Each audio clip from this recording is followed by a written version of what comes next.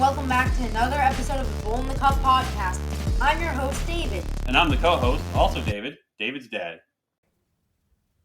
All right, welcome everybody to another episode. We have an interesting topic today. We're going to talk about how banks make their money. It's topical because this week is earnings report week for a ton of banks. Morgan Stanley Chase, Wells Fargo, Citigroup, Bank of America, all the banks are having their earnings report this week. And so it's going to be, it's topical to talk about how do banks make their money, right? We see them. You go to Chipotle, you may see a Bank of America next to it, or a Chase when you go to the grocery store, go to Vons or Rouse. But how do these institutions make their money? So let's talk about it. One of the ways, Dave, is how do they make their money? What's one way the banks make their money? One way the bank makes their money is from interest rate. When they give people a loan, they get interest rate. And basically, when they give you a loan and you pay, for example, they give you a $700,000 loan. The loan term is 30 years. Or starting now, the interest rate on average right now is 6.74%. So you just plug that in. And the total cost of loan is $1,632,792. So you just ran. Let me ask you real quick. So when you say that $1.6 million figure, that's the amount you're paying back to the bank after they loan you $700,000? Yes. So basically, their thing that happens is when you pay them the monthly payment of $4.5 grand every month.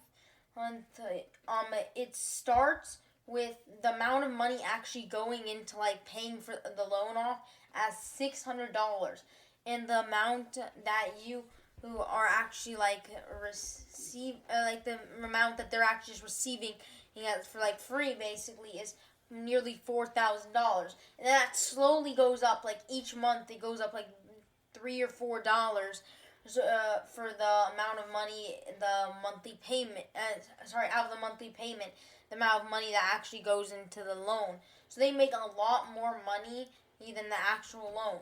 Wow, so you're giving a good warning, a good lesson. If anybody who owns a home has learned this lesson, but if you're looking to buy a home, this is an important lesson to learn because, and we all had to learn this the hard way, you're going to take out, and we picked $700,000 for our example because sadly that the average cost of a home in Southern California I think is well over $800,000. So a lot of people are taking out these loans for $700,000.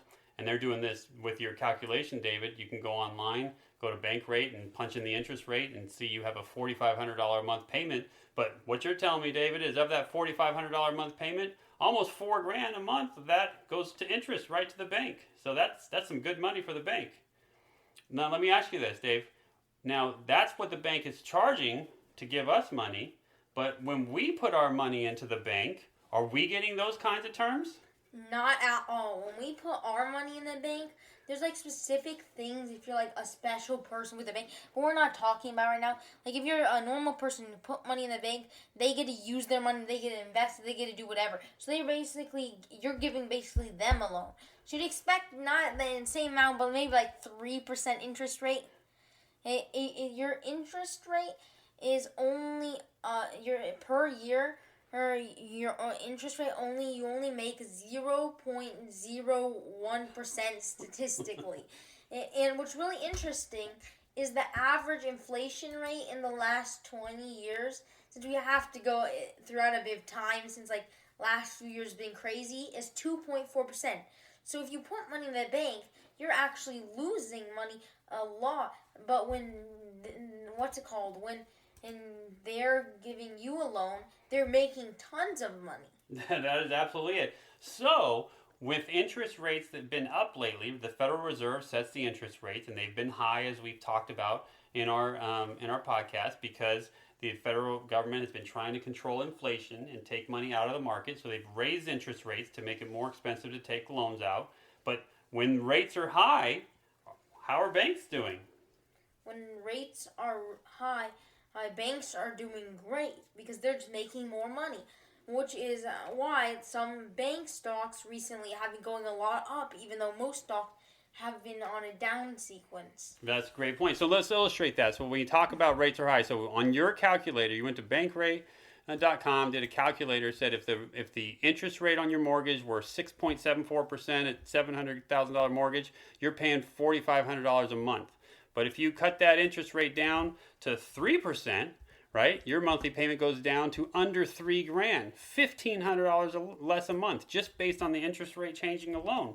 So you see how that interest rate can really affect your monthly payment, and how the bank is just making more money on your monthly interest payment when the interest rate's high.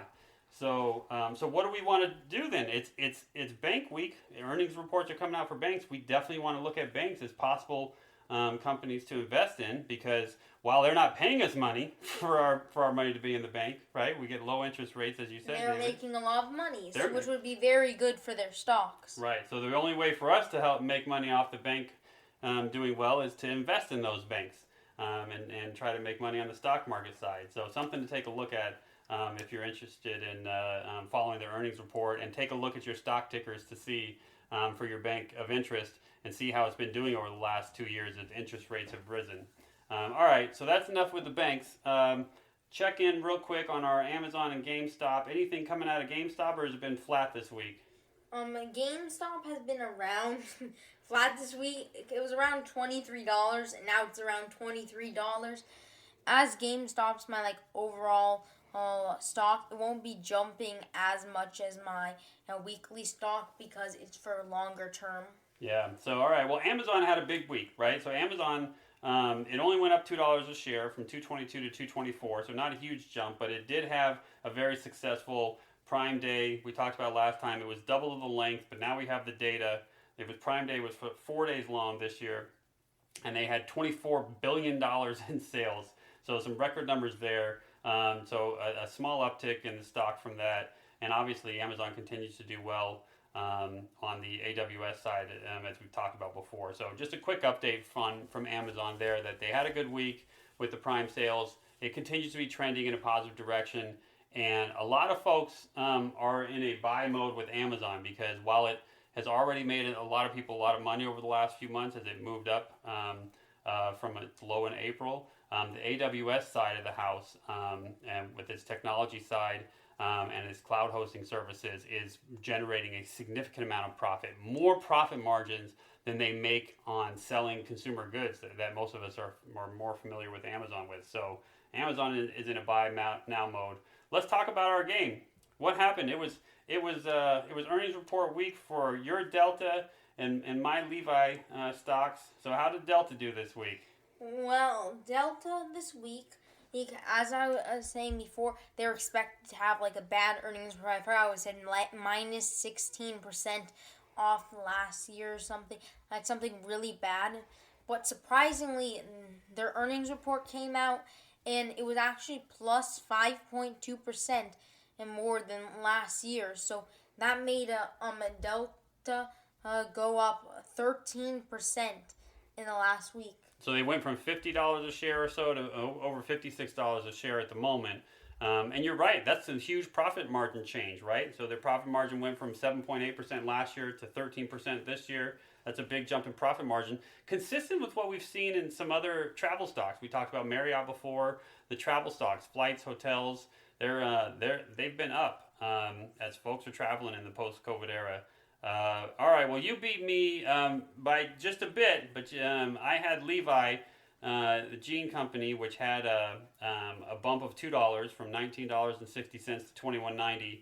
And again, they had a good earnings report, right? They had net revenues of $1.45 billion, beat out their estimate revenues of $1.37 billion. So they had a nice jump and a 6% year-over-year jump. So bottom line is, earnings report was positive, and not just was it positive with both companies, but it was more positive than they expected. And that's kind of like what we talked about before. They kind of expected to get a B plus, they got an A. So the stock market responded and moved up.